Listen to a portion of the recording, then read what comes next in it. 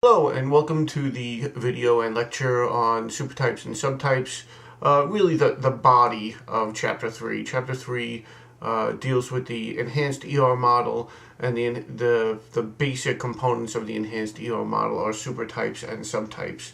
Exactly what are these? And as I said in the objectives and introduction of Chapter 3, I'm going to clarify this for you. A lot of students have issues with this and some of the constraints that we'll cover later on in the chapter. But basically a supertype is a generic entity. So, person, vehicle, things of that nature, something very generic. And then, that generic entity has attributes that are common amongst subtypes. And subtypes will inherit their attributes from the supertype.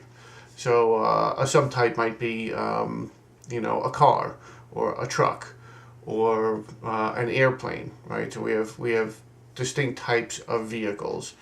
And again, so any subtype will by nature inherit attributes from its supertype.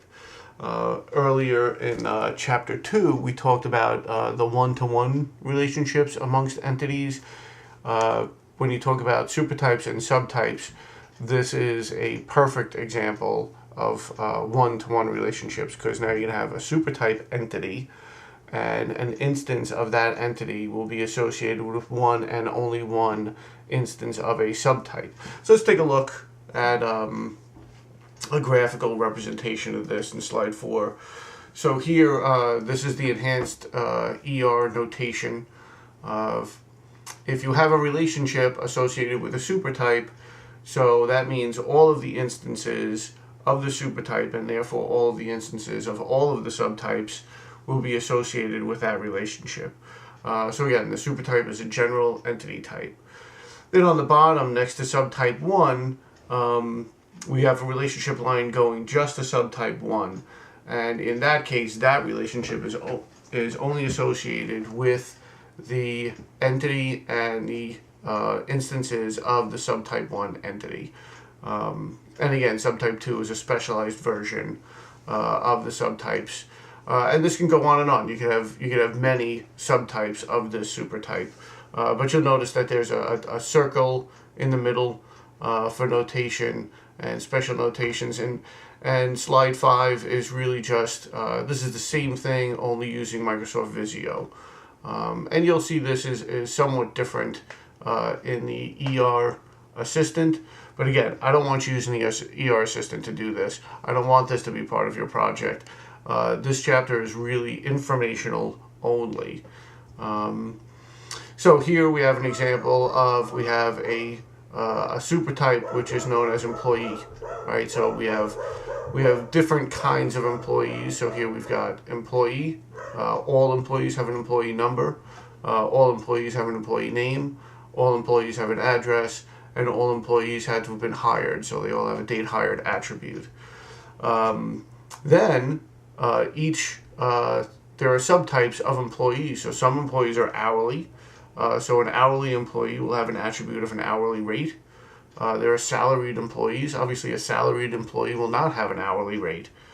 They will have an annual salary, and they may have something like a stock option. There may be other attributes associated with a salaried employee. And then there might be employees that are consultants. We write contracts with individual consultants. They may get billing rates. There may be a contract amount that we're agreeing to.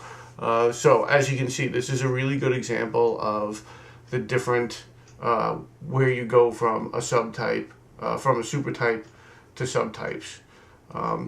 You could, and again, this is why this is advanced, initially you could start off with, all right, I've got employees, and then an employee can either have an hourly rate or they don't have an hourly rate. They can have annual salary, so they could all be jumbled into employee initially, and then later on in the design process you realize, well, maybe it's best if we broke them out into subtypes.